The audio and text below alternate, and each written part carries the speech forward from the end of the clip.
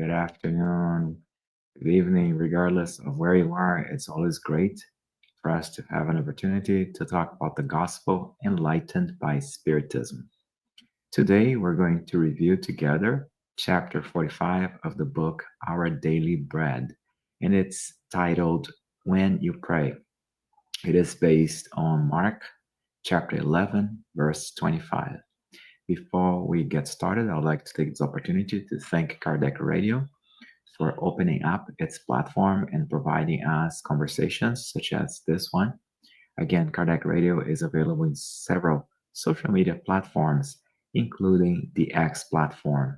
An interesting feature is that through the X platform, you can submit your questions or comments to Kardec Radio. Before we get started, let's close our eyes in prayer and connect to God and with our spiritual friends to thank for another opportunity to absorb new teachings, new concepts that are always so helpful to all of us. May we be thankful also for everything that life offers to us, all the experiences, both the challenging ones and the enjoyable ones as well. And may we always have wisdom to know how to discern the righteous path and have the strength to follow it. May God's love be with us. So be it. Thank you. So, again, today we're going to be talking about chapter 45 of the book, Our Daily Bread. And again, it's based on Mark chapter 11, verse 25. And it reads like this: And when you stand praying, forgive. This is a very important reminder that Jesus brought to us the need for us to have this open heart, or should I say, this clear mind and clear heart when we try to connect with our Creator. Emmanuel explains here, indicating that a sincere attitude of the soul when praying is not derived from ordinary mechanical movements. During our common struggle, we invariably follow automatic material experiences that modify almost imperceptibly during our existence. However, when the soul turns itself toward the divine sanctuaries of the superior planes through prayer, our conscience becomes finely tuned to the eternal and creative sense of infinite life. I like this first paragraph. That's already that's a lesson in itself. There's so much for us to discern here. So first of all, praying is a sincere attitude of the soul. So it is something that comes from our soul, comes from inside. And when we pray, pray is not derived from mechanical movements or from mechanical prayers, the mechanical gestures. So in other words, we should not see pray as a automatic act or as a routine. On the contrary, again, comes from the soul. But also, man reminds us that during our struggles, we include material references, and those references, besides those references, besides our daily struggles, it is important for us to go above those in a moment of prayer, so that, like Emmanuel explains to us here, so that our conscience becomes finally tuned to the eternal and creative sense of infinite life, so that we can actually have this pure connection with the divine. Emmanuel continues, indicating that let each student examine the sensation that he experiences as he places himself in the appropriate position of prayer to the heavens, being well aware that it is indispensable to maintain an inner peace toward people and to circumstances on the path. So, another very important reminder here, and interesting, the term that let each student. So it's very important for us to indicate that all of us are students of life. Planet Earth is a school for us. It's a chance that we're having here to learn more and to progress. So all of us are students. That's why we go through these experiences that Emmanuel was referring to in the previous paragraph. And those experiences, they're like the exercises that we have to go through. Those are the experimentations that we have to live through so that we learn. Now, regardless, when we pray, that's a when we have the appropriate position to pray. And what Emmanuel is referring here is not a physical position, it's a position of the mind and of the heart. So Emmanuel indicates to us that it's indispensable to maintain inner peace. It is indispensable for us to be in peace with ourselves. So that's why it's so. Jesus also refers to a quiet place when we pray. But this quiet place is not necessarily a monastery. It's not necessarily a silent room. It's the place inside of us.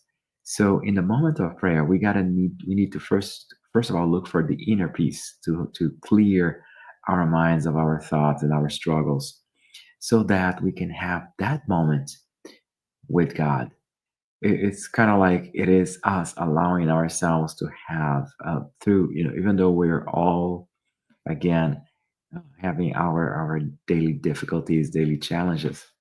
The moment of prayer is that moment that we have a connection with God. So we should give ourselves the opportunity to have this inner peace. Now, also, it's not just the peace with us, with ourselves. It's a peace towards other as well, because again, that is indispensable for us. How can I be internally at ease if in a moment of prayer I am condemning someone who has hurt me or who I perceived as somebody who has hurt me? And also circumstances as well. So we can feel hurt by people. We may have animosity towards people, but also we can have frustrations due to circumstances as well. So in that moment of prayer, it's a moment we can allow ourselves to enjoy that peace in us. So that moment in which we forget any of our struggles, into our own personal struggles, any struggles towards others, any struggles that we might have, difficulties that we might have in circumstances of our lives. So interesting here, Emmanuel reminds us that a mind at prayer moves continuously, vibrating in the invisible sphere. So it is that our prayer it goes beyond again the physical, goes beyond the gestures that we make, goes beyond a physical place. It is all about the mind. The mind is that makes it move. The mind is that establishes that connection, and that's the mind that creates these vibrations. So imagine vibrations as this connectivity that I have this quote unquote wireless connectivity with God and with our spiritual benefactors.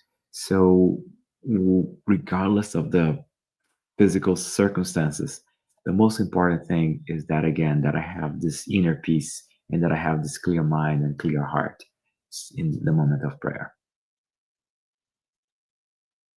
Emmanuel continues indicating that the incarnates, even though they are unknown to each other, concerning conventional activities, do communicate with one another via the delicate fibers of all manifested through the prayer. It is in such instances that we should consecrate ourselves exclusively to the most elevated zone within us, as we send messages, calls, intentions, projects, and anxieties that seek a suitable objective. So, again, our communication with our brothers and sisters and Emmanuel mentions incarnates us here on earth as we interact with one another. It goes beyond the spoken word, it goes beyond the physical touch, goes beyond any physical means of communication. It goes beyond that because actually there are this, they call it the delicate fibers, as we can use an analogy as a wireless connection, and it manifests through the prayer. So if I'm praying and I don't have my thoughts together, I don't have my thoughts in peace, and if I'm still holding a grudge against somebody, I'm not clearing my mind from that particular disagreement or that particular um, uh, um, hurt that I'm feeling. So what kind of energy am I receiving, and what kind of energy also am I emitting to those that might be involved? And in many cases here that we should consecrate ourselves. Again, the moment of prayer is that moment when we give ourselves some moments of peace, not only physical peace, but most importantly, mental and spiritual peace. And so, to the most, so we have to look for this most elevated zone within us. So we got to look for the best that we have in us. And as we send messages, calls, intentions, projects, and anxieties to seek a suitable objective. So again, what is it that I'm going to be sending out as a prayer? What is it I'm going to be connecting, sending out to the spiritual world when I pray? Again, if my mind is not clear, i- if I'm concerned again about people or circumstances that cause me hurt, then what kind of message am I going to be saying? Sending? What kind of calls am I going to be making? What kind of spirits I'm going to be connecting? Most likely, those are not going to be my spiritual friends and spiritual benefactors. Those are spirits that are going to be in the same tune as those thoughts, intentions, anxieties, and projects as well. Emmanuel finalizes indicating to us that whoever utilizes this opportunity consciously or unconsciously to project currents of ill will deserves our pity. For this reason, Jesus, being aware of the lack of men and women free of culpability, promoted this project of love to benefit each disciple of the gospel. And when you stand praying, forgive. So we see here that again, Emmanuel is telling, is reminding us. So Jesus knew about it. Jesus knew of how we are, how imperfect we are, and how hard it is for us to let it go. So we see here that Jesus reminds us, hey, this is an opportunity for us to project currents again, having this wireless connection, but having project good things. And if I have only hatred inside of me, what is it that I'm going to send? If I'm thinking ill of somebody, if I'm if I'm remembering that I hold a grudge against somebody or a circumstance, what kind of energy am I going to be emitting? I might actually be end up hurting somebody else. So that's why Emmanuel tells that, hey, so if we are unable to clear our mind, at least in the moment of prayer, at least give us that chance to connect to the divine. At least give us a vacation from our bad thoughts. Then we deserve pity. I mean, because it is something that we need to work in ourselves. It is another one of our shortcomings that needs to be corrected. And again, and that's why Jesus, who knew, right, the need that the all of us have capability, men and women, all of us, all of us have our issues, all of us have our circumstances. Life on earth is very tough, and all of us have our anxieties. So that's why Jesus reminds us very clear that again, when we stand praying, forgive. Those are very clear. I like, like all messages in the gospel and all the teachings from Jesus. It's very clear and very, very to the point. So all you gotta do is when you stand praying, just forgive. Just don't remind yourself of the past and think about the future. Think about the opportunities that you're going to have, regardless of what happened to you. And again, ask for God to bless those that might have hurt you or who in your eyes might have hurt you. That's our conversation for today. I hope you liked it, and as always, make it if you like. At least this conversation and other conversations in Kardec Radio, make sure that you click the like button and don't forget to subscribe to the channel or to follow the channel. Kardec Radio again is available in several social media platforms.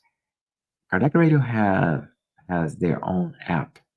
And the interesting thing about the app is that you can have conversations, you can listen to conversations like this one here. However, they are in podcast format. So make sure you check it out.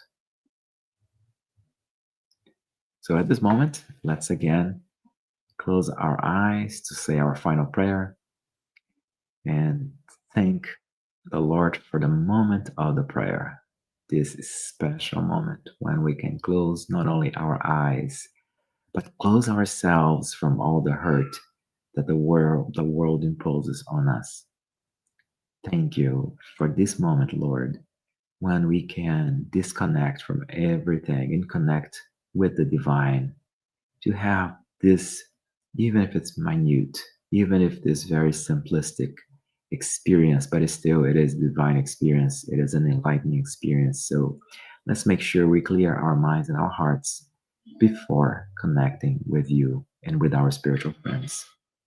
May your peace be with us, help us, make us strong, make us wise, and help us also be good as well.